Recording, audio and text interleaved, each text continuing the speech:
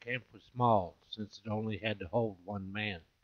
The embers of the previous night's campfire smoldered in the pit.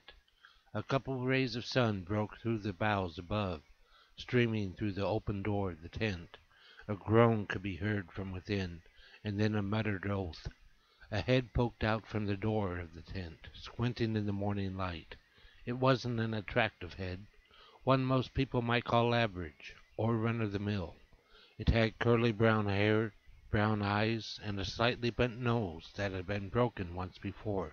The head was followed out of the tent by the body. The body was slim and muscled, almost making up for the head.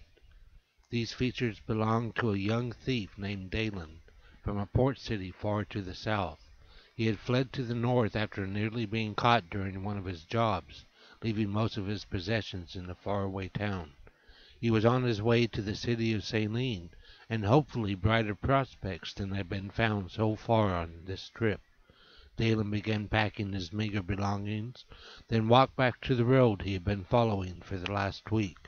According to a villager he had spoken with yesterday, he was only a day out from Saline, and would have a warm bed tonight. He started back down the road, humming a song he had learned while a boy, and slowly his headache from too much wine at the village disappeared. Soon he was actually in a good mood, and began looking forward to the day. After traveling for a few hours, he saw a wagon coming from the north. The wagon was covered with a dark-colored tarp, creating a large area in back. As it came closer, a smiling man waved from the front and stopped the horses. Dalen smiled back and walked over to the wagon. "Morning," said the man. "I notice you're headed towards Saline." The man had a wide smile and bright white teeth. His hair was beginning to gray on the sides, and a flowing mustache covered his upper lip.